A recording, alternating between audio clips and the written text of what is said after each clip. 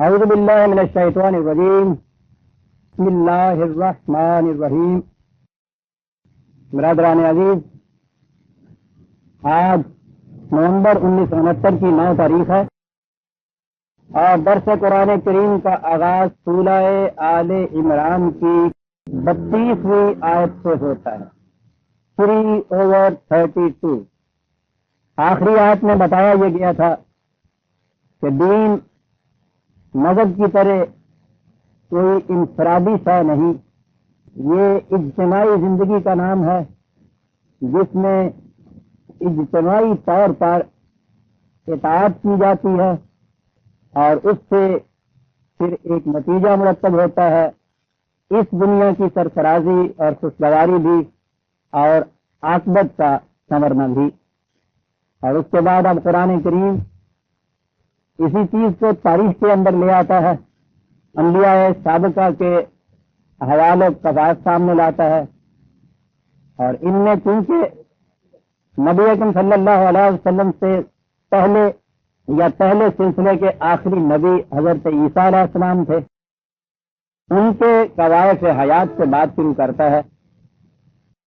انہیں اس سلسلے میں بڑی اہمیت حاصل ہے، اس لیے تاریخ یہ بتاتی ہے کہ کسی نبی کے متعلق بھی اتنی زیادہ غلط فہمیاں نہیں پھیلی ہوئی تھی جتنی حضرت عیسیٰ علیہ السلام کے متعلق تھی۔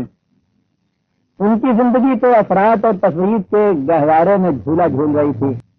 ایک طرف عیسائی تھے جو سب سے پہلے انہیں خود خدا مانتے تھے، اقنوم ثلاثہ، باپ بیٹا روح القدس، اس میں سے ایک مانتے تھے جسے تثلیث کہتے ہیں، انہیں ابن اللہ کہتے تھے، خدا کا بیٹا۔ ان کی والدہ حضرت مریم علیہ السلام، ان کے مجسموں کی پرستش ہوتی تھی۔ ایک طرف عقیدت مندیوں کے افراد کا یہ عالم تھا اور دوسری طرف تفرید کی یہ کیفیت کہ یہودی معاذ اللہ انہیں حرام کاری کا نتیجہ قرار دیتے تھے، حضرت مریم کے خلاف کتنا بڑا اتہام لگاتے تھے۔ حضرت عیسیٰ علیہ السلام کے متعلق یہ کہ وہ ایک ملعون کی موت مرے، کیونکہ ان کے نزدیک صلیب پر پھانسی پر کسی کی موت لعنتی کی موت ہوتی تھی اور وہ بڑے فخر سے اسے بیان کرتے تھے۔ اور پھر جہاں یہ عقیدت مندیوں کا افراط و تحریف کا گہوارہ نہیں بھی تھا، ان کی تعلیم جو کچھ اناجیل میں اس وقت آئی ہوئی تھی اور آج تک ہمارے سامنے ہے، اس میں انہیں ایک تارک دنیا، فقیر، درویش، کچھ اس قسم کا بتایا گیا ہے۔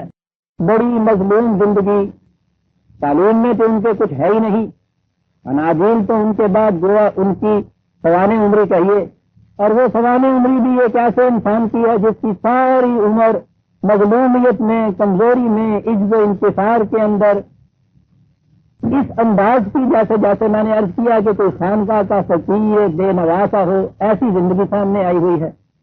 یہ ساری چیزیں غلط تھی، نہ حضرت مریم کے متعلق کوئی بات صحیح، نہ حضرت عیسیٰ کے متعلق بات صحیح، نہ ان کی تعلیم کے متعلق کوئی بات صحیح، اور یہ آخری نبی تھے رسول اللہ صلی اللہ علیہ وسلم سے پہلے، اور اس زمانے میں عیسائیت بڑے زوروں پہ پھیلی ہوئی تھی۔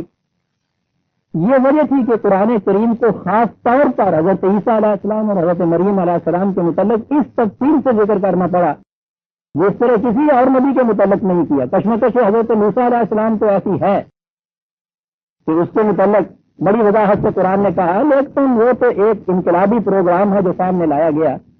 ان کے بعد جہاں تک طوائف حیات کا تعلق ہے، تمام انبیاء کرام کے مقابلے میں حضرت عیسیٰ علیہ السلام کی زندگی اور حضرت مریم کی زندگی کے متعلق قرآن نے بڑی ہی شرح و بسط سے کہا ہے، اور اس کی وجہ یہ تھی جو ابھی میں نے بتائی کہ ان کے متعلق غلط فہمیاں اتنی پھیلی ہوئی۔ اب آپ دیکھیے قرآن کریم، لوگوں کی نظروں میں تو یہی ہے نا کہ عیسائیت حضرت عیسیٰ کا دین، یہودیت حضرت موسیٰ کا دین، اسلام رسول اللہ صلی اللہ علیہ وسلم کا دین، گروہ بندیاں ہیں۔ گروہ بندیاں نہیں ہیں، دین تو خدا کا ہے۔ اسی نے مختلف ادوار میں، مختلف ممالک میں، مختلف اقوام میں، مختلف انبیاء کرام کی وساطت سے اسے بھیجا ہے اس لیے وہ تو کہتا ہے لا نفرق بین احد من رسلہ، ان میں ہم کسی قسم کی تفریق نہیں کرتے. اور یہ وجہ ہے کہ الزامات عائد ہوتے ہیں حضرت عیسیٰ علیہ السلام کی والدہ پر، اور ان الزامات کی تردید کرتا ہے قرآن کریم، اور ان کی بریت اور ان کی عظمت اور ان کا مقام بلند جو ہے وہ اس انداز سے پیش کرتا ہے کہ اس کے بعد خود نبی اکرم صلی اللہ علیہ وسلم سے اگر کہا جائے کہ ان کی والدہ یا ان کی بیویاں، ان کی بھی اس انداز سے یہ چیزیں نہیں پیش کی جا رہی جس انداز سے حضرت مریم کی زندگی پیش کی جا رہی ہے، اور حضرت عیسیٰ علیہ السلام کے خلاف جتنے الزامات ہیں جس طرح سے ان کی تردید کی جا رہی ہے. یہ نہیں کہ وہ عیسائیوں کے پیغمبر تھے، وہ اسی سلسلہ تو ذات کی ایک کڑی ہے، خدا کے رسول تھے، اس لیے خدا نے اپنے رسول کے متعلق یہ کچھ کہا. اس سے آپ دیکھیے کہ قرآن کتنی بڑی وسعت نگاہ، کتنا بڑا شرح صدر، کتنے بڑے وسیع ظرف کا دین ہے کہ عام الفاظ میں کہیے کہ دوسرے مذہب والوں کے جو بانی اور پیغمبر ہیں ان کی زندگی کے متعلق بھی ہو، ان کو ان الزامات سے پاکیزہ ٹھہرانے کے لیے وہ اتنی شرح بس سے یہ سب چیزیں بیان کرتا ہے. اور اس کے بعد جب دین مذہب میں بدلتا ہے تو پھر ساری زندگی ان مذہب والوں کی ایک دوسرے کے بانیوں کے خلاف مناظرے اور مباحثے میں گزر جاتی ہے. دیکھو خدا کا دین اور انسانوں کا خود ساختہ مذہب ان میں فرق کہاں پیدا ہو جاتا ہے. تو بات یہاں سے شروع ہوئی اور بڑی اہم چیز ہے جو قرآن نے بیان کی. ان اللہ اصطفى آدم ونوحا وآل ابراہیم وآل عمران علی العالمین ذریۃ بعضها من بعض واللہ سمیع علیم. کہا یہ جاتا ہے کہ قرآن نے جب کہا کہ دنیا کی ہر قوم میں نبی آیا، رسول آیا، تو قرآن نے جن رسولوں کا ذکر کیا ہے وہ تو وہی تھے کہ جو عرب کے ارد گرد کے علاقوں میں ہوئے، یہودیوں کے نبی، عیسائیوں کا نبی، یا اس سے پہلے قوم عاد اور سمود کی طرف آنے والے حضرت صالح، حضرت ہود وغیرہ. دنیا کے کسی اور علاقے کے نبی کا تو ذکر نہیں کیا گیا. اس کی وجہ یہ ہے کہ جو سب سے پہلی مخاطب قوم ہے، یہ ذکر قرآن کریم نے اس لیے نہیں کیا کہ یہ کوئی تاریخ کی کتاب تھی، اس میں history of the messengers of God لکھنی تھی. یہ تو ایک ہدایت کی کتاب ہے، اور اس کا انداز یہ ہے کہ ایک اصول بیان کرتا ہے اور پھر کہتا یہ ہے کہ جو اس اصول اور اس قانون کا اتباع کرے گا اس کی زندگی خوشگوار ہوگی، جو اس کی مخالفت کرے گا، اس کے خلاف جائے گا، اس کو تباہی اور ہلاکت کا عذاب آ کے گھیر لے گا. یہ وہ بات بیان کرتا ہے. اب اس کی تائید میں وہ تاریخ کے شواہد پیش کرتا ہے. تو کہتا ہے کہ دیکھو فلاں قوم نے یہ کیا، اس کا نتیجہ یہ نکلا، فلاں قوم نے اس کے خلاف کیا، اس کا نتیجہ یہ نکلا. اب ظاہر ہے کہ سب سے پہلے عربوں کے سامنے یہ بات پیش کی جا رہی ہے. اگر عربوں سے یہ کہا جاتا کہ دیکھو سچائی یہ نتیجہ پیدا کرتی ہے یا غلط نظام سرمایہ داری کا نتیجہ تباہ ہوتا ہے، اور اس کے بعد کہا جاتا کہ تمہیں معلوم ہے کہ چین کے کنفیوشس نے کیا کہا تھا اور ان کے عوام چانگ مانگ کی جو قوم تھی وہ کس طرح سے تباہ ہوئی تھی، تو وہ منہ دیکھتے رہ جاتے کہ آپ کیا کہہ رہے ہیں. نہ وہ چین کے کنفیوشس سے واقف، نہ یہ ہنگ چنگ منگ کی جو قوم تھی اس کا انہیں کچھ علم. تو پہلی بات یہی شروع ہو جاتی کہ صاحب یہ ہے کون سے، یہ کون سی ہے، کیا ذکر کر رہے ہیں، یہ کچھ بیان کرتے، وہ کہتے ہمیں اس کا علم ہی نہیں ہے، کہیں سے تردید ہوتی اور سارا معاملہ اسی مناظرے میں ختم ہو جاتا ہے ہمارے معلوموں کی طرف. قرآن نے بات وہ کہی ہے جن سے وہ واقف تھے. وہ کہتا یہ ہے کہ ان کے اجڑے ہوئے کاشانوں کے اندر تم دن رات پھرتے ہو، جاؤ ان کھنڈرات کی ٹھیکریوں پہ لکھی ہوئی داستانوں کو پڑھو.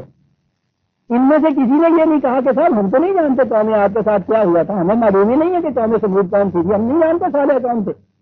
تو اس لیے کہ وہ تو دن رات انہی علاقوں میں پھرتے تھے، ان کے کھنڈرات ان کے سامنے تھے، ان قوموں کی داستانیں ان کے سامنے تھی.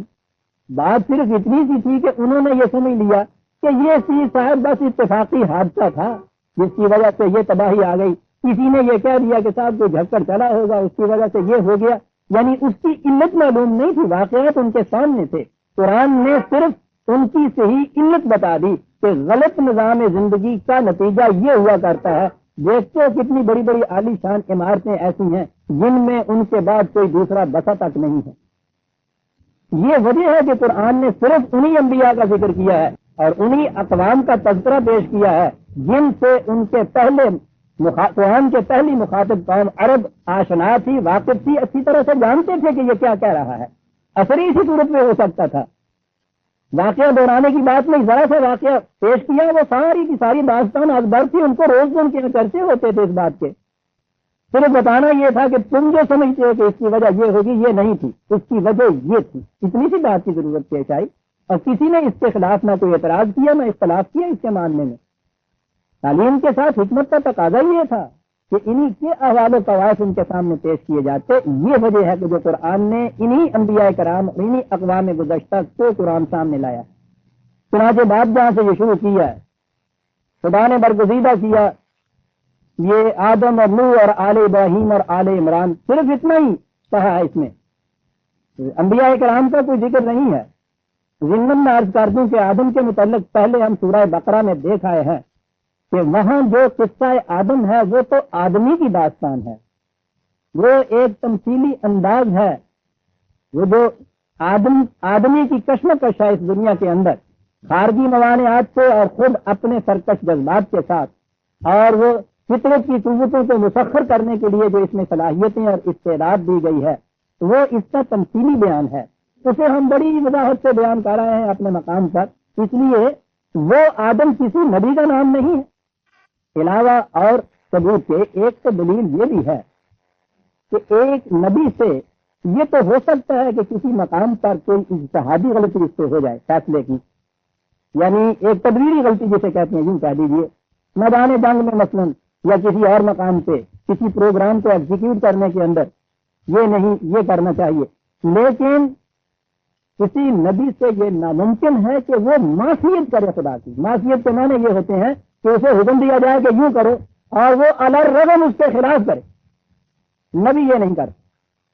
اور یہ جو آدم ہے جس کا قصہ قرآن میں آیا ہے، اس کی تو سب سے بڑی چیز بتائی یہ گئی کہ وہ حکم دیتا ہے خدا ان کو وَلَا تَقْرَبَا هَٰذِهِ الشَّجَرَةَ، مت قریب جانا اس کے، اور اس نے وہی کچھ کیا. میں نے عرض کیا ہے کہ علاوہ دیگر دلائل و شواہد کے کہ یہ کسی نبی کا قصہ نہیں تھا، یہ ایک چیز بھی آتی ہے کہ نبی یہ نہیں کچھ کیا کرتا، وہ معصیت نہیں کرتا، صاحب نسیان ہو سکتا ہے. بات میں یہ کہہ رہا تھا کہ وہ کوئی نبی نہیں ہے. قرآن اصل میں یہ جو پیش کیا نا، اس نے آدم اور نوح، ابراہیم اور امام، یہ 4 دور پیش کیے ہیں اس نے تاریخ کے. یہ موضوع نہیں اس وقت، ورنہ میں عرض کرتا کہ قرآن کس طرح دور پیش کرتا. حضرت نوح کے متعلق جو کہا ہے کہ 9.5 برس تک وہ رہے ان میں، وہ یہ نہیں تھی کہ وہ ایک شخصیت تھی جو 9.5 برس تک جیتا رہا انسان. کہا یہ ہے کہ تعلیم ابراہیمی کا دور اتنے عرصے تک تھا تاکہ پھر دوسرا دور ابراہیمی آ گیا. سب سے پہلا دور انسان کی ابتدائی تمدنی زندگی کا ہے، جس میں ہنوز زندگی کے مسائل اتنے زیادہ الجھاؤ والے نہیں پیدا ہوئے تھے، سمپل سے مسائل تھے. دور آدم کہہ دیجیے. اس کے بعد اگلا دور نوح لیتا ہے قرآن، جس کے اندر وہ یعنی وہ دور وہ ہے کہ جس میں ابھی حضرت نوح جیسے ایک انسان کو کشتی بنانے کا بھی پتہ نہیں تھا، وہ بھی خدا سے کھاتا ہے، وہ دور آتا ہے. اس کے بعد اگلا دور ابراہیمی آ جاتا ہے. تمدن بہت آگے بڑھ گیا ہے، مسائل حیات زیادہ پیچیدہ ہو رہے ہیں. اور اس کے بعد پھر آل عمران کہا جاتا ہے، حضرت موسیٰ علیہ السلام کے والد کا نام تھا. بہرحال حضرت موسیٰ علیہ السلام اور ہارون کے جو سلسلہ ہے اس کو آل عمران کہا جاتا ہے قرآن میں. تو یہ مختلف ادوار قرآن نے پیش کیے ہیں، اور اس سلسلے کی سب سے آخری کڑی حضرت عیسیٰ علیہ السلام ہے. اب ان تک آ جائیے. لیکن حضرت عیسیٰ علیہ السلام سے پہلے اس نے ان کی والدہ حضرت مریم کا ذکر کیا، اور یہ بڑی اہم بات ہے جیسا میں نے ابھی عرض کیا. قرآن کریم نے حضرت مریم کے متعلق خاص طور پہ یہ کہا، ہاں یہاں میں عرض کر دوں کہ ان اللہ اصطفیٰ کہا ہے، اللہ نے منتخب کیا، برگزیدہ کیا. ضروری نہیں کہ جن کے متعلق اصطفیٰ کا لفظ آیا ہو وہ نبی ہو، نبوت ہی اس کے معنی ہو. حضرت مریم علیہ السلام کے متعلق 3-4 آیتیں ہی آگے چل کے 3/41 وَإِذْ قَالَتِ الْمَلَائِكَةُ يَا مَرْيَمُ إِنَّ اللَّهَ اصْطَفَاكِ. اور یہ تو ظاہر ہے کہ حضرت مریم نبی تو نہیں تھی، کوئی عورت نبی تھی نہیں. تو میں نے کہا یہ ہے کہ یہاں جو استفاء کا لفظ ہے اس کے معنی یہ نہیں ہے کہ یہ نبیوں کا ذکر ہے، برگزیدہ افراد ہیں، منتخب افراد ہیں. حضرت مریم کے متعلق یہاں کہا قرآن نے، اور دوسرے مقام پہ تو خود امت محمدیہ کے متعلق کہا ہے 35/32 35/42 32 35/32. ثم اورثنا الکتاب الذین اصطفینا من عبادنا، پھر ہم نے اس کتاب کا وارث ان لوگوں کو بنایا جنہیں ہم نے منتخب کر لیا تھا اپنے بندوں میں سے، اصطفینا۔ تو گویا یہ ضروری نہیں کہ جہاں لفظ اصطفیٰ آیا ہو چن لینا، منتخب کر لینا، برگزیدہ کر دینا، وہ ضرور نبیوں کے ہی متعلق ہو، بلکہ جنہیں بھی قرآن کسی مقصد کے لیے چن لیتا ہے، برگزیدہ کرتا ہے، ان کے لیے یہ لفظ آ جاتا ہے۔ مطلب میرا یہ کہ یہ نبیوں کا ہی ذکر نہیں آ رہا۔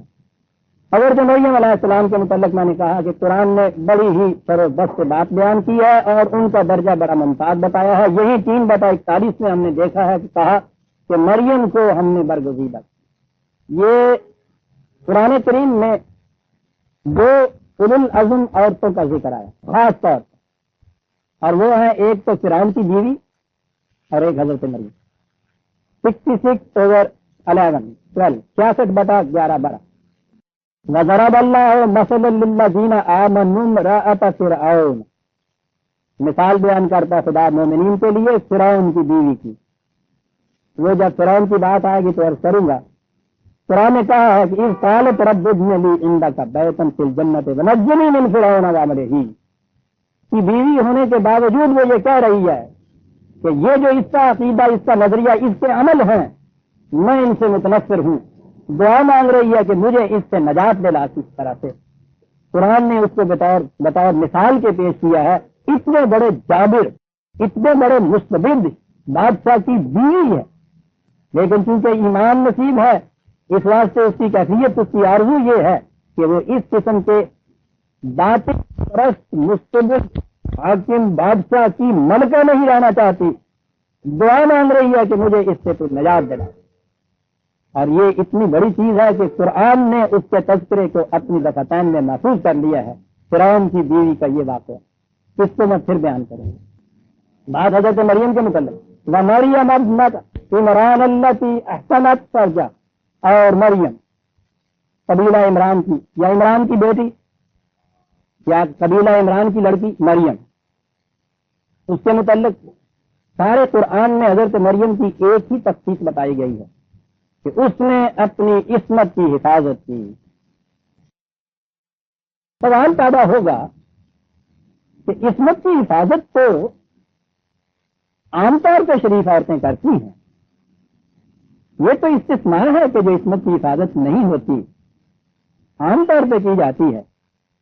کیا یہ اتنی سی چیز ایسی ہے کہ قرآن خصوصیت سے ذکر کرے اور ذکر بھی اس انداز سے کرے کہ میں نے وَاصْطَفَاكَ عَلَىٰ نِسَاءِ الْعَالَمِينَ کہا ہے، اقوام عالم کی عورتوں میں برگزیدگی عطا کی تجھے، تو بہت بڑی چیز ہے کوئی۔ اور یہی چیز سامنے ہمارے آئے گی کہ وہ کیا اتنی بڑی عظیم چیز ہے جس کے لیے قرآن نے ان الفاظ میں اس کا ذکر کیا ہے۔ عیسائیوں کے ہاں حضرت مریم کی پرستش ہوتی ہے اس لیے کہ وہ حضرت عیسیٰ کی ماں ہے۔ قرآن کے نزدیک یہ کوئی چیز وجہ فضیلت نہیں ہے۔ کسی نبی کی ماں ہونا یا کسی نبی کا باپ ہونا، کسی نبی کا بیٹا ہونا یا اس کی بیٹی ہونا، کوئی وجہ فضیلت نہیں ہے۔ یہ نبی کی ماں تھی، حضرت ابراہیم کا باپ بھی تو تھا۔ آپ دیکھتے ہیں قرآن اس کے متعلق کیا کچھ کہتا، قرآن تو ایک طرف رہا، اللہ تو ایک طرف رہا، بیٹا کیا کہہ رہا ہے، یہ تو کوئی وجہ فضیلت نہیں، صرف نبی کی ماں ہونا۔ عیسائیوں کے نزدیک یہ وجہ فضیلت ہے۔ آپ کو معلوم ہے مسلمانوں کے نزدیک وجہ فضیلت کیا ہوئی؟ غور سے سنیے گا اور پھر سر بھونیے گا، پیٹیے گا۔ کہتے یہ ہیں یہ بھی عیسائیت کی تقلید میں کہ حضرت عیسیٰ علیہ السلام بن باپ پیدا ہوئے۔ عیسائیوں کو تو یہ اس لیے کہنا پڑا کہ وہ انہیں خدا کا بیٹا کہتے تھے۔ ابن اللہ کو کہا تو اگر کسی انسان کو اس کا باپ قرار دے دیا جائے تو پھر وہ ابن اللہ نہیں رہتا نا۔ ان کا عقیدہ جو ہے، میں آگے آؤں گا اور یہ حضرت مریم، حضرت عیسیٰ علیہ السلام کی داستان اب مسلسل بیان ہوگی۔ وہ تمام چیزیں ہمارے سامنے آئیں گی کہ یہ عقائد کس طرح سے غلط ہیں، بن باپ پیدا ہونا یا ابن اللہ ہونا۔ مسلمانوں نے بھی یہ سارے عقائد ان کے یہاں مستعار آئے ہوئے مانگے ہوئے ہیں ان لوگوں سے، یہ بھی اپنے ہاں عقیدہ یہ رکھتے ہیں، بن باپ پیدا ہوئے، ابن اللہ نہیں مانتے، خدا کا بیٹا نہیں، بن باپ پیدا ہوئے۔ عزیزان من ذرا تھوڑی دیر کے لیے توجہ کو مرتکز کیجیے ایک پوائنٹ پر، ایک نقطے پہ۔ میری بیٹیاں اور بہنیں بیٹھی ہیں، اس لیے احتیاط کروں گا الفاظ میں، لیکن بات ان کے بھی سمجھنے کی ہے۔ ایک جوان لڑکی ان کے عقیدے کے مطابق شادی شدہ نہیں ہے، حاملہ ہو جاتی ہے، بیٹا جنتی ہے۔ آپ سوچئے تو صحیح، میں نے عرض کیا ہے کہ اصل حقائق جو ہے میں بعد میں لاؤں گا، میں یہ عرض کر رہا ہوں کہ جو عقیدہ ان کے ہاں کا اس کی روح سے پوزیشن کیا بنتی ہے دنیا میں کہیں جو واقعہ ہو۔ سوچئے کہ اس لڑکی کے متعلق معاشرے میں کیا بات نہیں ہوگی اور کیوں نہیں ہوگی۔ شادی شدہ نہیں ہے، حاملہ ہے، بچہ بھی پیدا ہوتا ہے۔ اور فرما لیا آپ نے، آپ کے یہاں عقیدہ یہ ہے، مجھ سے نہ سنیے، ایک عجیب اتفاق ہوا ہے۔ کل ہی یہ گاڑی آنی تھی، کل ہی میرے پاس یہ ترجمان القرآن آیا مودودی صاحب کا، نومبر کے مہینے۔ اس میں اتفاق سے ان کی تفسیر تفہیم القرآن مسلسل اس میں شائع ہو رہی ہے۔ اتفاق سے یہ سورہ تحریم میں یہ بات آ گئی حضرت مریم علیہ السلام۔ یہ سنیے ذرا کہ یہی جو واقعہ ہے اس کے متعلق کہا کیا جا رہا ہے۔ تیسری مثال حضرت مریم علیہ السلام کی ہے، جنہیں یہ مرتبہ عظیم اس لیے ملا کہ اللہ نے جس شدید آزمائش میں انہیں ڈالنے کا فیصلہ فرمایا تھا اس کے لیے انہوں نے سر تسلیم خم کر دیا۔ یہ آزمائش ذرا ملاحظہ فرمائیے، اس کے لیے انہوں نے سر تسلیم خم کر دی۔ حضرت مریم کے سوا دنیا میں کسی شریف اور نیک لڑکی کو کبھی ایسی سخت آزمائش میں نہیں ڈالا گیا کہ کنوار پنے کی حالت میں اللہ کے حکم سے اس کو حاملہ کر دیا گیا ہو اور اسے بتا دیا گیا ہو کہ اس کا رب اس سے کیا خدمت لینا چاہتا ہے۔ جب حضرت مریم نے اس پر کوئی واویلا نہ کیا بلکہ ایک سچی مومنہ کی حیثیت سے وہ سب کچھ برداشت کرنا قبول کر لیا جو اللہ کی مرضی پوری کرنے کے لیے برداشت کرنا ناگزیر تھا، تب اللہ نے ان کو سیدۃ النساء فی الجنت کے مرتبہ عالی پر سرفراز فرما دیا۔ اللہ نے کوئی کام کرانا تھا، لینا تھا، اس کے لیے طریق کیا تجویز کیا گیا؟ ایک کنواری لڑکی اس کو حاملہ کر دیا گیا۔ میں پوچھتا یہ ہوں کہ اس کے لیے یہ جو چیز کہی گئی کہ صاحب اللہ تعالیٰ نے حضرت ایسا ہے نا کہ انہوں نے سر تسلیم خم کر دیا، یعنی اللہ تعالیٰ نے پہلے پوچھ لیا کہ میرا ایک کام اٹکا ہوا ہے اور اس کے لیے مجھے ایک لڑکی کی ضرورت ہے اور ہوگا اس کے ساتھ یہ دن بیاہی ہوئی ہوگی اور وہ حاملہ ہو جائے گی، لڑکا جمے گی، بتا تو اس کے لیے تیار ہے؟ آزمائش اللہ کی طرف سے اور وہ تیار ہو گئی۔ آپ سوچیے عزیزان من، ایک شریف بے گناہ معصوم بچی لڑکی اس کو اس کیفیت میں مبتلا کر دینا کہ وہ حاملہ ہو اور بچہ جان رہی ہے، یعنی اس کی کیفیت کیا ہوگی اس معاشرے کے اندر؟ کوئی ثبوت اس کے پاس اس کا مطلب اگر یہ واقعہ بھی ہو جاتا، یہ حضرات فرماتے ہیں کہ اللہ تعالیٰ نے اس سے یہ پوچھ لیا اور اس نے سر تسلیم خم کر دیا، کوئی ثبوت اس کے پاس یہ ہو سکتا ہے کہ بابا میں نے یہ کچھ اس قسم کی چیز معاذ اللہ کوئی حرام کاری کی ایسے نہیں کی ہے، یہ تو اللہ نے مجھے اس کے لیے منتخب کیا ہے، اس نے یہ سارا کچھ کیا ہے، اس کے کہنے کا کوئی ثبوت اس کے پاس؟ کسی طرح سے وہ کسی کو بھی کنونس کرا سکتی، باہر والے تو ایک طرح اپنے گھر والوں کو کنونس کرا سکے گی تو یہ ہوا ہے میرے ساتھ، اس معاشرے میں اس کی کیفیت کیا ہوئی ہوتی ہے؟ یہ اس قسم کی کیفیت خدا آزمائش کس قسم کی لے رہا؟ سوچو تو صحیح، اس بیچاری کے اوپر جو 8-9 مہینے گزرے ہوں گے، پھر بچہ پیدا ہونے کے بعد ساری عمر کے لیے یہ تو معاذ اللہ ان کے الفاظ میں طالب کا دیگا ہے اور اس کے لیے کوئی ثبوت نہیں وہ دے سکتی کہ صاحب یہ چیز جو ہے خدا نے مجھے دی۔ وہ کہے ہزار مانتا تھا نا اس بات کو؟ کیا آزمائش اس کو کہتے ہیں؟ اول تو آزمائش کا لفظ ہی غلط ہے، خدا کے لیے یہ استعمال کرنا، تو بیٹھا یہ آزماتا رہتا ہے کہ دیکھیں یہ لڑکی اس آزمائش سے پورا اترتی ہے یا نہیں، کیسے برداشت کرتی ہے، پھر وہ برداشت کرتی ہے تو اللہ میاں خوش ہوتے ہیں صاحب اس کے لیے۔ اس عذاب میں اس کو مبتلا کر کے کہنا یہ آزمائش تو وہ یہ چیز ہے کہ ایک شخص کھڑا ہے، حق کی خاطر اٹھ کے کھڑا ہوتا ہے، اپنے اختیار و ارادے سے للکارتا ہے باطل کی قوتوں کو، دیکھتا ہے کہ سخت مصیبتیں ان کی طرف سے آ رہی ہیں، تکالیف کا ہجوم آ رہا ہے اور سینہ سپر ہو کے اس کے سامنے کھڑا ہے، برداشت کیے چلا جا رہا ہے خندہ پیشانی سے۔ دیکھنے والی دنیا بھی یہ دیکھتی ہے کہ یہ شخص کتنا حق کے اوپر استقامت سے کھڑا ہے، مخالفین تک تو یہ معلوم ہے کہ کتنی بڑی جرت وسالت اصالت اور کا یہ ثبوت دے رہا ہے۔ ایک دنیا جانتی ہے اس آزمائش کو جو پورا اترتا ہے۔ میں کہتا ہوں یہ آزمائش ایک کنواری لڑکی کو حمل ہو جاتا ہے، اس آزمائش سے تو دنیا ایک سبق بھی حاصل کرتی ہے کہ آفرین ہے تمہارے، جان تک دے دی، لیکن حق سے تمہارا قدم جو ہے اس میں لغزش نہیں آئی. بہت بڑی چیز ہوئی نا یہ اس کا عمل. میں پوچھتا ہوں یہ جو ہے اس لڑکی کے ساتھ ہوا, کیا یہ بھی اب مثال بن جائے گا اور شریف لڑکیوں کے لیے؟ تو جس کو یہ عمل ہو وہ کہتی پھر کہ ٹھیک ہے سر مریم کی تو بھی تو ہوا تھا نا, یہ بھی اللہ کا حکم ہے, ایسا ہو گیا, میں نے تو کچھ نہیں کیا, چل گئی ہے تقریب. معاذ اللہ معاذ اللہ. عزیزان من کبھی کھڑے ہو کے سوچیے تو صحیح کہ ہم کر کیا رہے ہیں, کیا کہہ رہے ہیں ہم. تو یہ مرتبہ عظیم اس لیے ملا کہ اللہ نے جس شدید آزمائش میں انہیں ڈالنے کا فیصلہ فرمایا تھا اس کے لیے انہوں نے سر تسلیم خم کر دیا. تو معاذ اللہ مین سزد خدائے, کسی معصوم بچی کے ساتھ یہ کرنا کہ وہ قدم قدم کے اوپر یہ تیر چھلنی کر رہے ہیں اس کو, اور ہے رہی ہے گھر والوں کی آزمائشیں, معاشرے کی آزمائشیں, ہیکل والوں کی آزمائشیں, ملک کی آزمائش, یعنی ان کے تہمتیں, ان کے تانے, ان کے طنز, ان کی گالیاں, اور اس کے پاس کوئی چیز ثبوت میں پیش کرنے کے لیے نہیں ہے اپنے. اگر یہ آزمائش ہے تو اس سے بعد کس کو کہتے ہیں دنیا؟ معاذ اللہ میرے نزدیک بدترین مثال ہے یہ کسی کو تفریح اور تکلیف پہنچانے کی, کہ یہ کر دیا جائے کسی شریف لڑکی کے ساتھ. عزیزان مان, میں نے عرض کیا جیسا کہ عیسائیوں کو تو ضرورت پڑی حضرت عیسیٰ کو بن باپ پیدا کرنے کی کہ وہ ان کو خدا کا بیٹا بتانا چاہتے تھے, اس لیے آدمی کا بیٹا نہیں. میں آگے چل کے بیان کروں گا کہ وہ بھی کس قدر افسانہ ہے جو گھڑا گیا, لیکن میں نے کہا کہ ان کو تو اپنے اس عقیدے کے لیے ضرورت تھی. انہیں پوچھئے کہ یہ ابن اللہ کے عقیدے سے بھی انکار کرتے ہیں اور بن باپ کے پیدا بھی کرتے ہیں, کاہے کے لیے صاحب؟ یعنی کوئی اس میں حکمت ہو, کوئی اس کی ضرورت ہو, کوئی تقاضا کسی قسم کا تو معجزہ تھا یہ.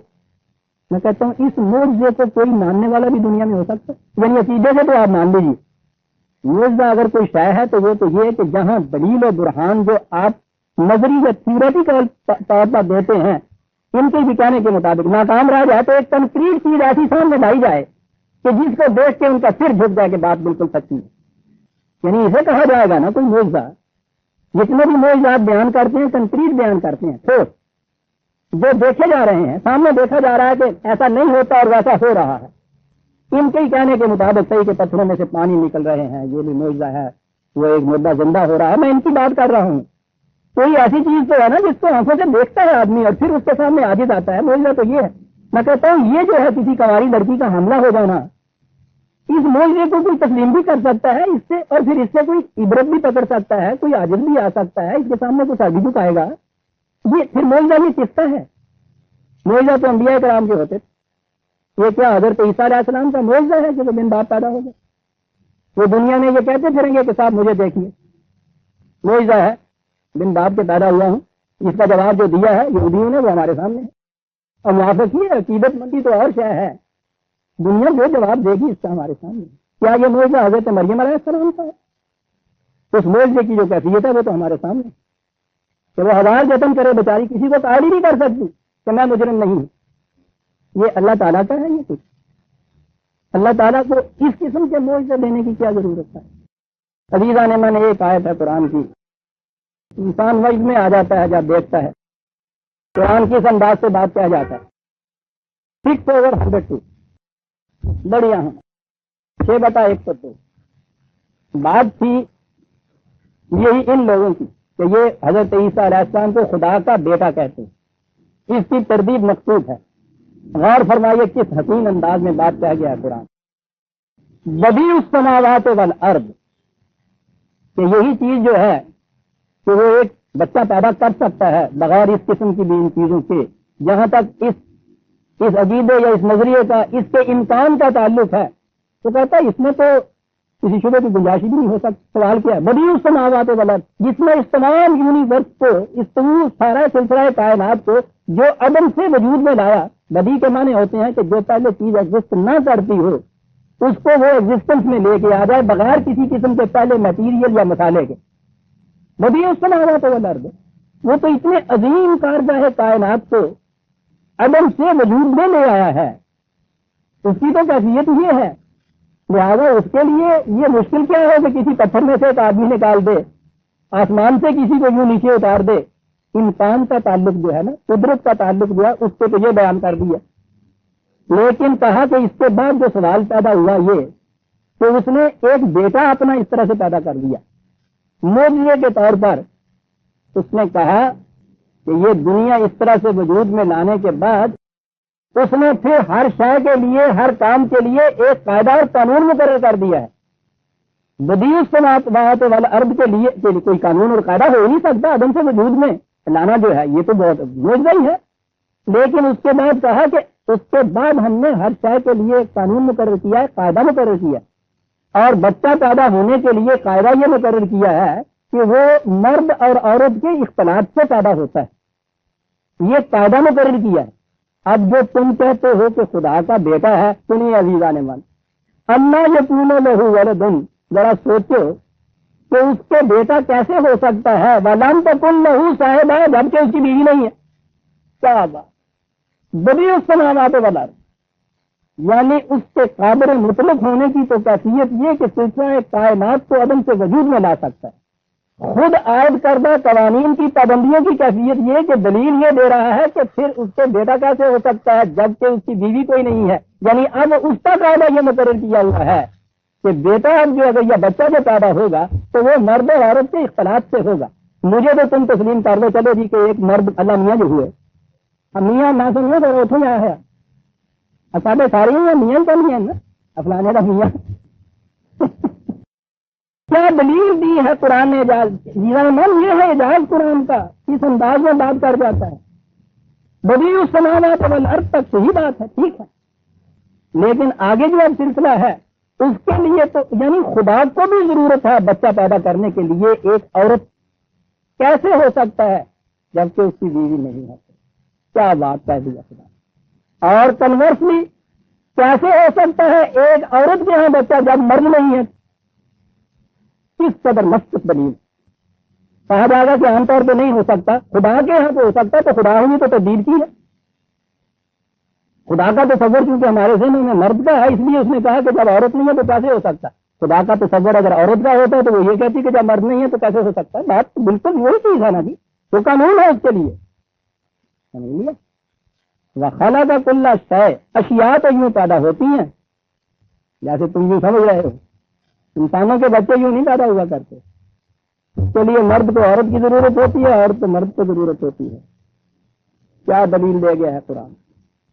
لہذا یہ سوال ہی نہیں ہے.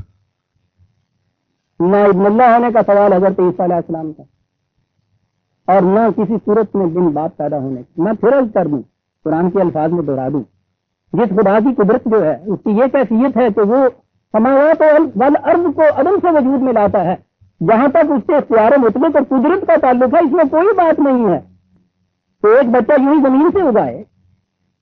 جہاں تک خدا کے لیے ممکن ہونے کا تعلق ہے کہ وہ کر سکتا ہے یا نہیں, وہ یہ کر سکتا ہے, کرتا نہیں ہے. اس نے کہا ہے کہ اس کر سکنے کی قوت وہاں تک تو ہم نے اپنے اختیار کو برت لیا کہ اس وجود لے آئے کائنات کے عدم سے وجود میں. وہاں تو کاز اینڈ ایفیکٹ چل نہیں سکتا.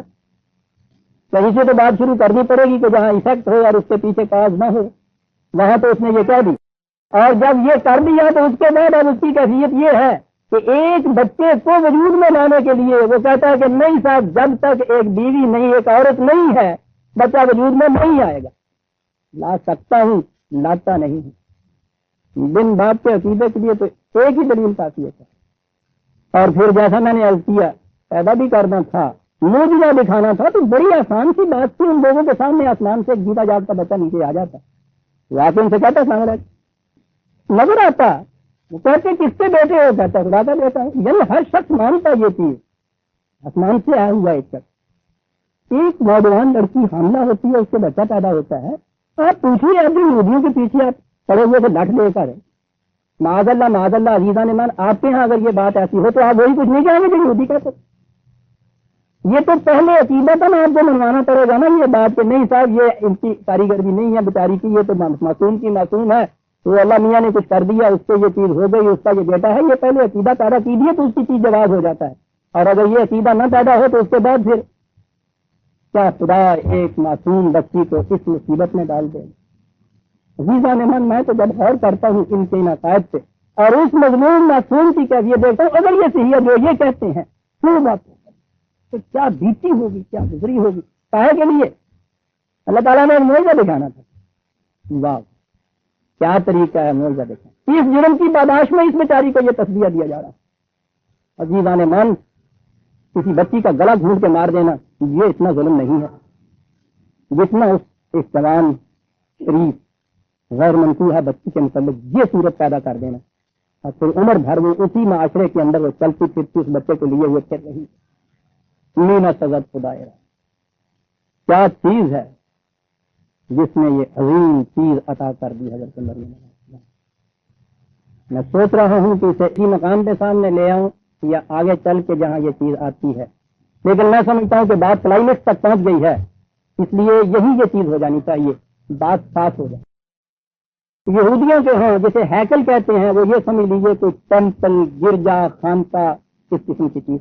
خانقاہ تو ابھی اس کو نہ کہیے، کیونکہ ان کے ہاں شروع میں شریعت ہی تھی، رہبانیت ابھی نہیں آئی تھی۔ پھر انہوں نے اس کے بعد اپنے ہاں رہبانیت کو انٹروڈیوس کیا۔ اس میں پہلے مرد راہب ہوتے تھے، درویش تجرد کی زندگی بسر کرنے والے، پہلے شروع میں یہ چیز۔ پھر ان کے ہاں مردوں کے لیے بھی یہ شرط ہٹا دی گئی، درویش نہیں، وہ ہیکل کی خدمت کے لیے پریسٹ کی حیثیت سے آتے تھے۔ پریسٹ کی دو ان کے ہاں کیٹیگری تھی، علماء جنہیں احبار کہتے تھے، اور درویش جنہیں رہبان کہتے تھے، رہبانیت ہے نا۔ اب ہیکل میں دونوں ہمیں نظر آتے ہیں، یہ ارباب شریعت ہیں، وہ اصحاب طریقت۔ یہ جو آپ کے یہاں بنا ہوا ہے یہ پیر جی، یہ مولوی صاحب، یہ سب یہودیت ہے۔ مسلمانوں میں نہ پیر ہوتا ہے نہ مولوی ہوتا ہے، ان کے یہاں یہ دو آ گئے۔ پھر انہوں نے اپنے ہاں اس چیز کو انٹروڈیوس کیا کہ لڑکیاں بھی ہیکل کے اندر راہبہ بن سکتی۔ ابتدا انہوں نے کی بلوغت تک بچیوں کی حیثیت، جب تک وہ بالغ نہ ہوں اس وقت تک وہ رکھتے تھے ہیکل میں، اور اس کے بعد پھر وہ ہیکل سے باہر چلی جاتی۔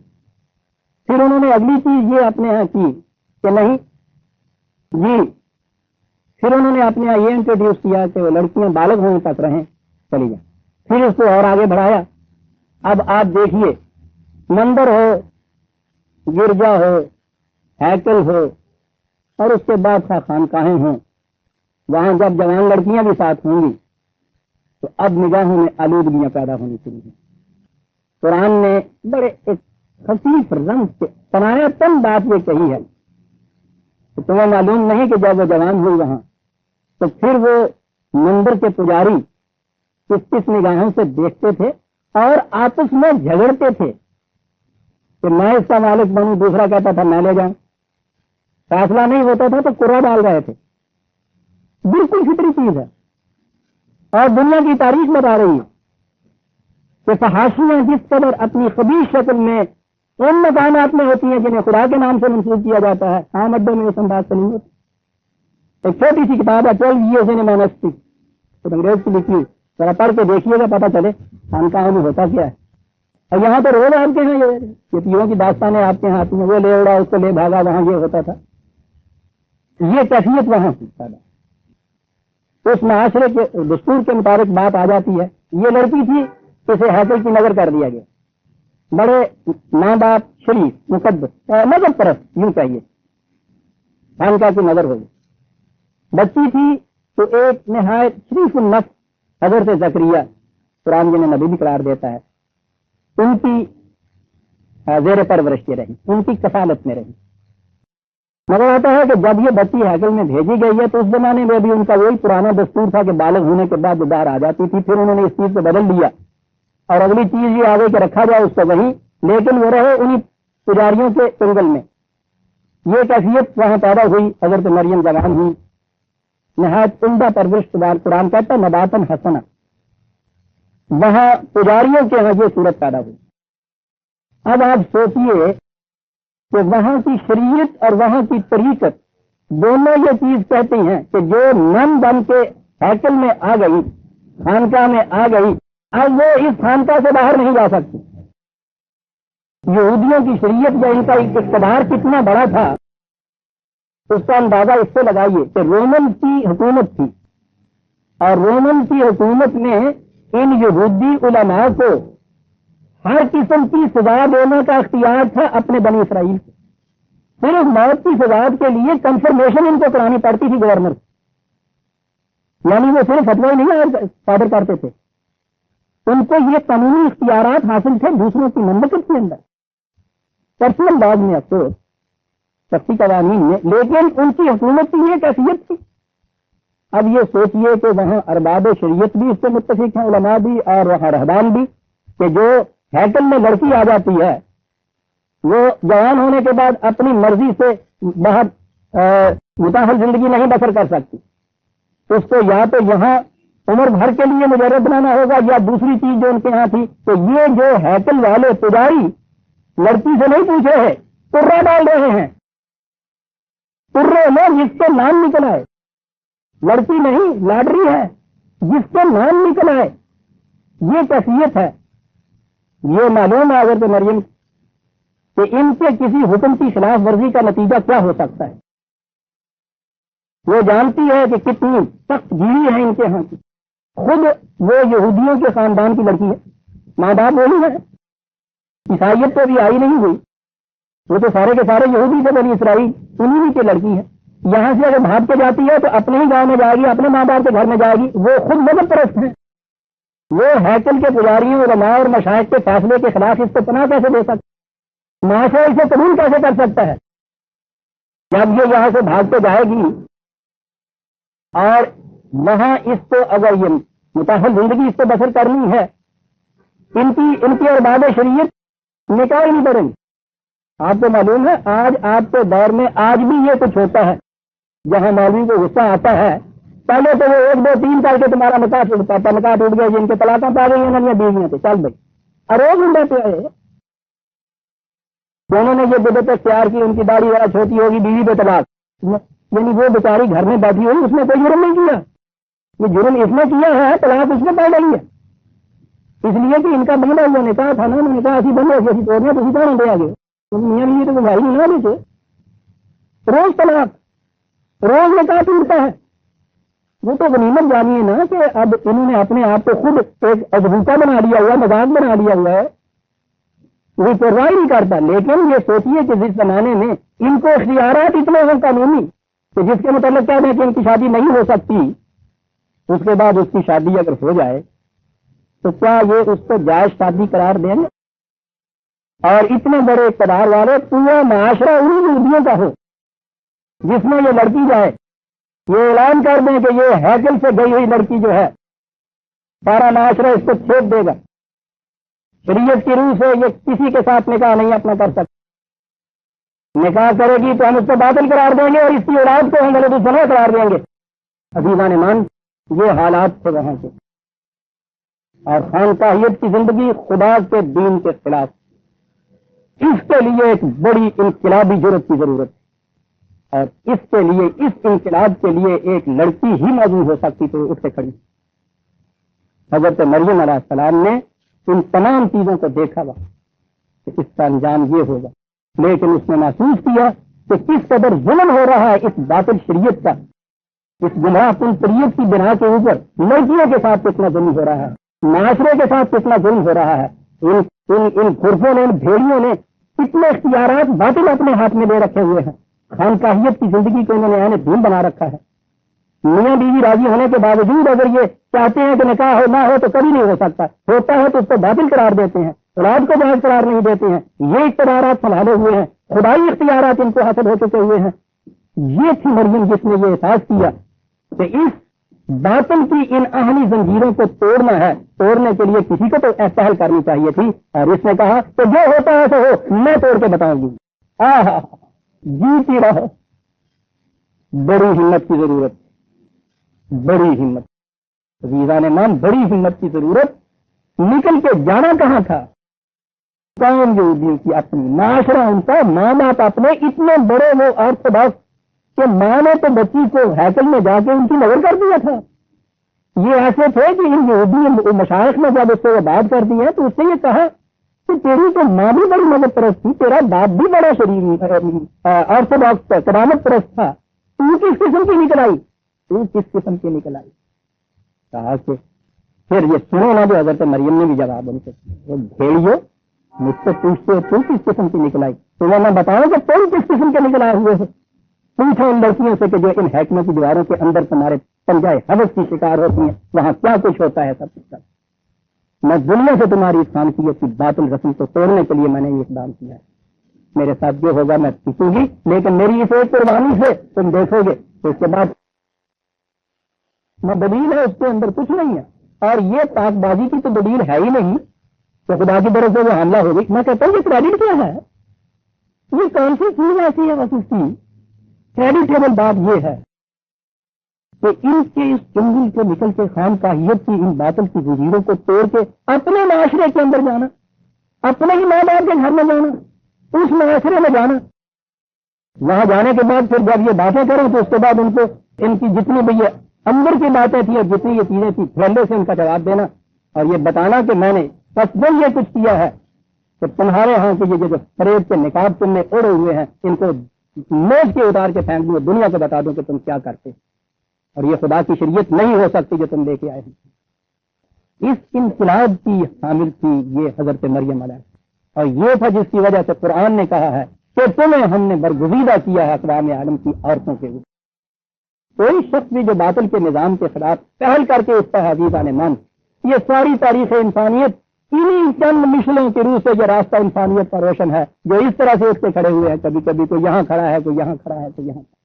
اور یہ وجہ ہے جو قرآن نے یہ کہا، ایک طرف فرعون کی بیوی، وہ بھی آپ سوچ سکتے ہیں نا کہ اس کے اوپر کیا نہ گزری ہوگی، اور مریم اس نے ایک دنیاوی حکومت یا حاکم کے استبداد کے خلاف اس نے یہ اعلان کیا ہوگا انقلاب کی بیوی، اس نے مذہبیت کی یہ جو اقدال و سلاسل تھے اس کو توڑ کے یہ باہر نکلی، اور یہ اس سے زیادہ اہم کام کر گئی۔ یہ لڑکی جو تھی گھر میں نہیں انہوں نے جانے دیا، پرواہ نہیں ہے، اس نے کہا کوئی بات نہیں ہے، بچے کو لے کے نکل گئی، مصر میں جا کے اس نے زندگی بسر کی اپنی، کہاں کہ بچہ اتنا بڑا نہیں ہو گیا کہ آگے پھر دونوں یہ مقابلہ کریں، اور اس کو لے کے اس بچے کو انہی ہیکل کی سیڑھیوں کے اوپر آ کے کھڑی ہو گئی ہے۔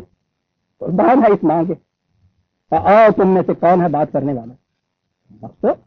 حفظ ناسی کے پتلوں، تم نے یہ جو مکر و فریب کے جال میں کھار رکھے ہیں، کوئی باہر نکل کے یہ تم میں سے تو نہیں کر سکتا، تم تو سارے کے سارا ایک گروہ اندر بیٹھا ہوا ہے اس قسم کا جنگل میں، میں اس کے لیے کر سکتی ہوں، میں تمہیں بتاتی ہوں کیا کرتے ہیں۔ اور اس کے بعد ماں یہ کہتی ہے، بیٹا اٹھنے کے بعد پھر جو کچھ کہتا ہے، اور تو جو چیز رہی خدا نادیر میں دیکھیے حضرت مسیح کے جو واز ہیں ہیکل کی سیڑھیوں پہ، اس قسم کی ماں کی آغوش میں پرورش پایا ہوا بچہ خدا کا نبی نہ بھی ہوتا تو وہ یقیناً ایسا انقلابی ہونا چاہیے تھا جو ایسا حضرت عیسیٰ ہے۔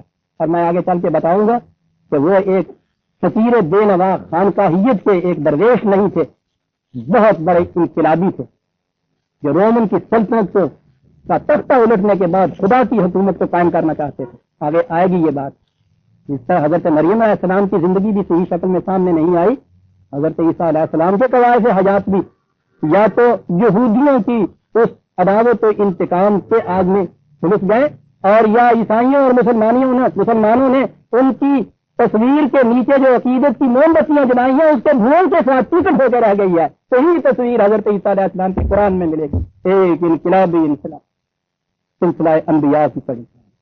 انبیاء کرام درویش بے نوا ہوا کرتے ہیں، دنیا کی مارے کھانے کے لیے آیا کرتے ہیں، وہ باطل کا نظام الٹنے کے لیے آیا کرتے ہیں۔ ماں نے خانقاہیت کے رسوم اور اغلال جو تھے ان کو توڑ کے رکھ دیا، باپ نے آ کے یہودیوں کی شریعت کو، رومن امپائر کی باطل کی سلطنت کو الٹ کے رکھنے کے لیے ایک انقلابی تحریک پیدا کی، اور وہ انقلابی تحریک بعد میں جا کے جب وہ رنگ لائی ہے تو آپ دیکھیں گے تاریخ میں کیا کر گئی ہے۔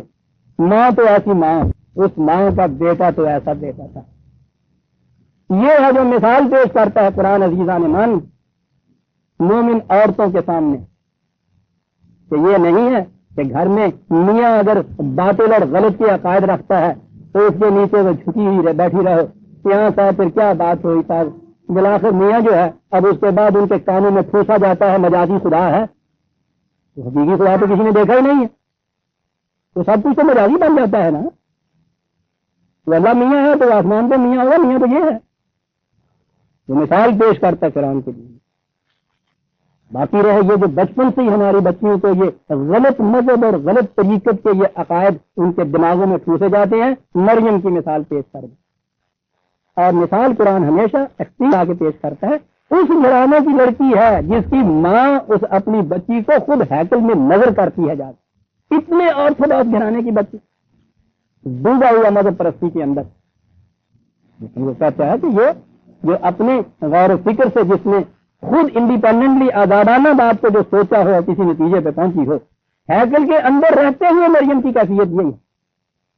شروع کی زندگی یہ ہے کہ وہ بھی ایک راہبہ نظر آ رہی ہے. دنیا بھر کی نظر و نیاز کی چیزیں پھل فروٹ جسے کہتے ہیں وہ سب چلے آ رہے ہیں. قرآن کہتا ہے سب سے گھرانا وہ پرورش یہاں ہو رہی ہے, لیکن یاد رکھیے نبی نہیں ہے کہ وحی کے ذریعے سے یہ چیز آتی ہے. کہتا ہوں یہ بڑی عظمت ہے حضرت مریم علیہ السلام کی کہ خود آزادانہ اس چیز کے اوپر فکر کرتی ہے, غور کرتی ہے, اور وہ کہتی ہے کہ خدا کا دین یہ نہیں ہو سکتا, قطعاً نہیں تھا.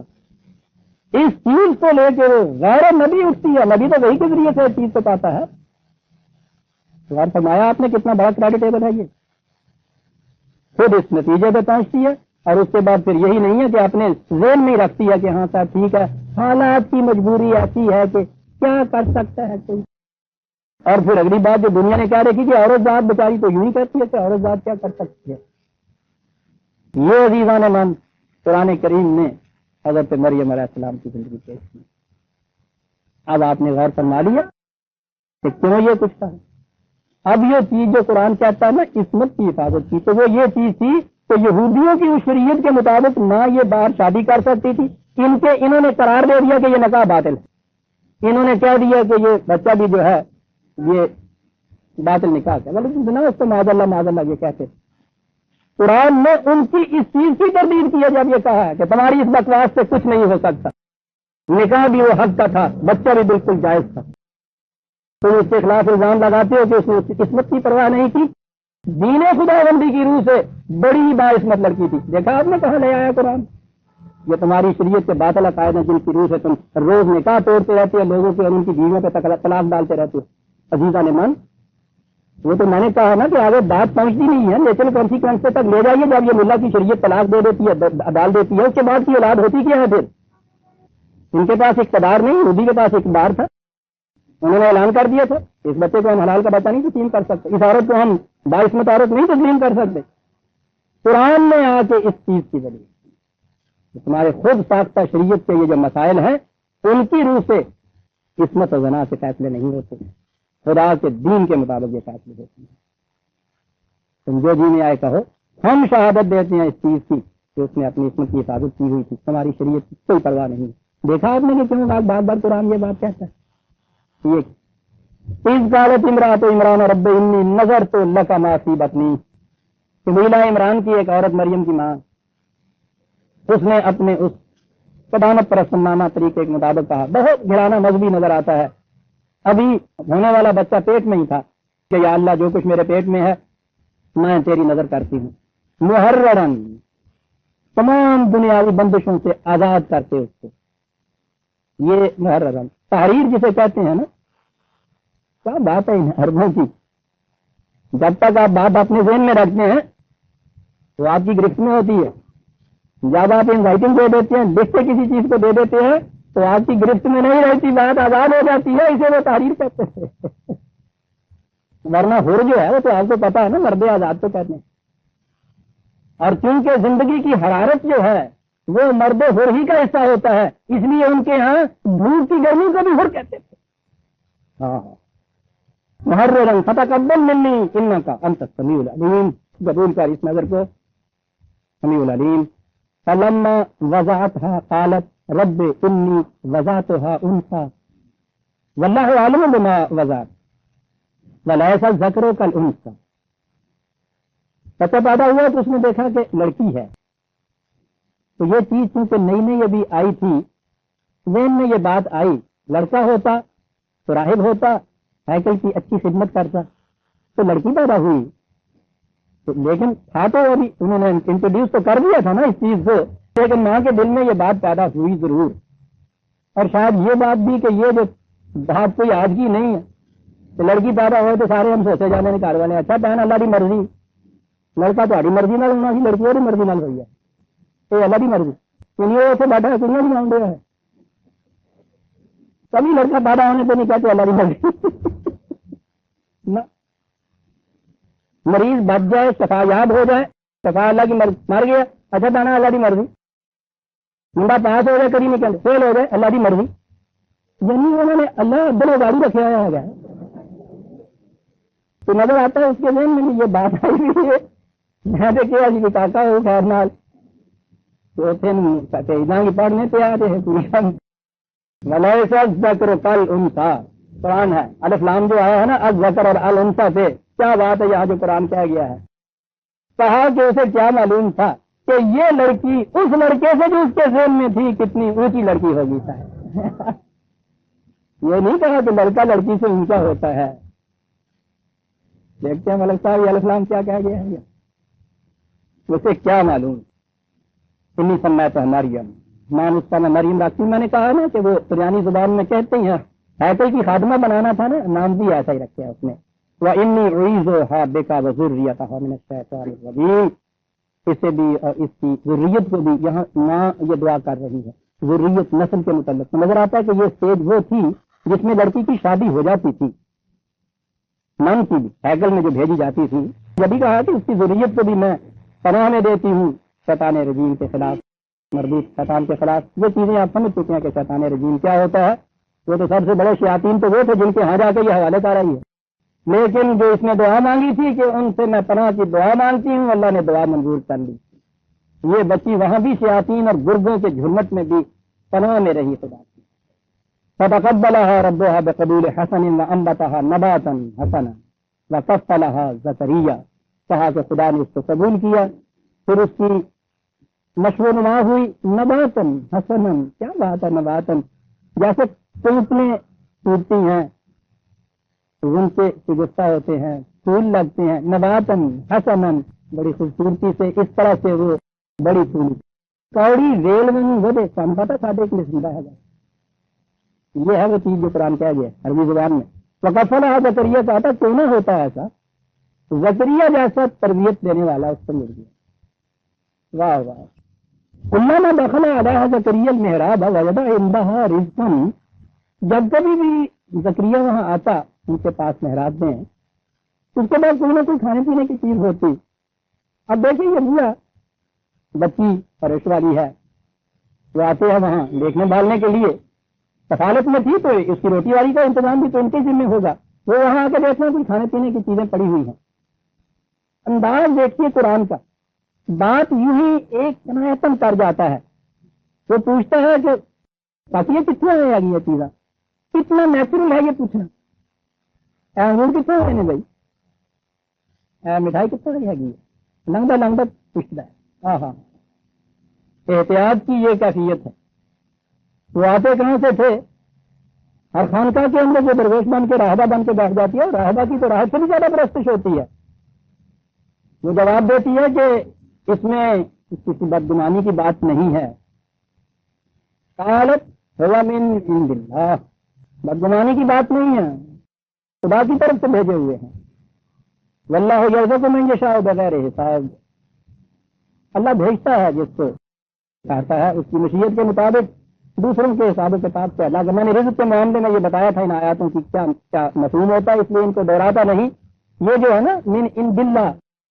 بس ہمارے ہاں یہ لفظ آیا عند اللہ اور اس بنیاد پہ عمارتیں استوار ہوئی آسمان سے لایا کرتے تھے فرشتے حضرت زکریا نے بڑی کوشش کی 7 کوٹھڑیوں میں بند کر دیا مریم کو باہر تالے لگا دیے سوچیے ذرا یعنی کبھی سوچتے بھی ہے کہ ہم کر کیا رہے ہیں کیا خیال کیا ہوگا حضرت زکریا نے اس لڑکی کے متعلق جو اس کو کوٹھڑیوں میں بند کر رہے ہیں تالے لگا رہے ہیں کہتے ہیں 7 تالے لگائے تھے سوچیے بات ذہن کدھر جاتا ہے اس قدر ایکسپرورسی تھی ان کے اوپر عزیزان من کسی دوسری طرف دماغ ہی ان کا نہیں جاتا تھا یہ کیوں احتیاط اتنی برت رہے ہیں خدا کا نبی ہے یہ عند اللہ جو ہے ان کے نزدیک تو پھر اس کو معجزہ ثابت کرنا تھا اس کے باوجود 7 تالیاں نے اندر بھی اتنے برفی کا ٹکڑا پہ آیا ہوں تو جبریل کڑائی لے کے بیٹھا ہے عند اللہ عجیب چیز ہے عزیزہ نے من کہ ذرا سی بھی تو نگاہ نہیں قرآن پہ اور قرآن ان کے کام کسی آتا ہی نہیں ہے اصل میں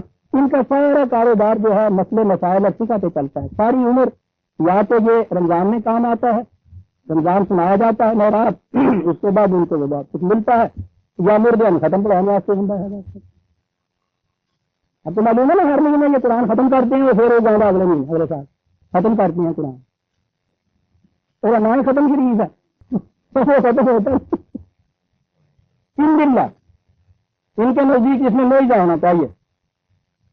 میں 2 ایک ریفرنس صرف دوں گا جی. 15/15/20 15/20 بلکہ 21. وَإِن مِّن شَيْءٍ إِلَّا عِندَنَا خَزَائِنُهُ, رزق کی کوئی چیز بھی ایسی نہیں ہے کہ عندنا خدا کے ہاں, ہمارے ہاں اس کے تو خزانے بھرے ہوئے ہیں. وَمَا نُنَزِّلُهُ إِلَّا بِقَدْرٍ مَّعْلُومٍ, لیکن وہ جو نکلتی ہے چیز وہ ایک خاص پیمانے کے مطابق, اندازے کے مطابق نکلتی ہے. زمین کے اندر تمام انسانوں کے لیے ہمیشہ کے لیے خزائن دبے ہوئے قرآن کہتا ہے, لیکن اس میں سے ایک پیمانے, ایک قاعدے قانون کے مطابق نکلتی ہے. یہ جو ہے کہ یہ خزائن عندنا ہمارے پاس ہیں. میں انڈا کا لفظ جو ہے اس سے کہہ رہا ہوں کہ قرآن کہاں استعمال کرتا ہے. کیا اس کے معنی ہے کہ وہ آسمان پہ اللہ تعالیٰ نے بوریاں پا کے رکھی ہوئی ہیں؟ عندنا اگر یہ معنی ہوں کہ بغیر کسی قسم کے ذریعے وسیلے واسطے کے وہ براہ راست خدا کے یہاں سے ملتا ہے, تو آپ دیکھیے وہ تو یہ کہتا ہے کہ تمام چیزوں کے خزانے ہمارے پاس ہیں, لیکن وہ ایک قانون کے قاعدے کے مطابق اس میں سے پھر باہر آتی ہیں چیزیں. تو یہ انداز کہنے کا کہ جو چیزیں بھی خدا کی طرف سے ایسے آتی ہیں اس کو خدا کی طرف سے کہا جاتا ہے. ہمارے ہاں بھی تو یہ بچے پیدا ہوتے ہیں, بچیاں پیدا ہوتی ہیں, اللہ کی دین ہے گی ابھی, اللہ کا دیتا ہے, وہ اللہ دیتا نام اللہ ہے سب. یہ مطلب ہے بھی باقی جن میں ابھی ہے وہ سارے جڑے ہیں یہ نسل کو لحاظ نے دیتے ہیں جو اللہ نے دیتا ہے. یہ بات ہے کہنے کی خدا کی دین جسے ہم کہتے ہیں, اللہ دیتا جسے ہم کہتے ہیں, وہ یہ چیز. یا دوسری جگہ اور بھی اس سے واضح چیز میں ہے 29/70 29/17.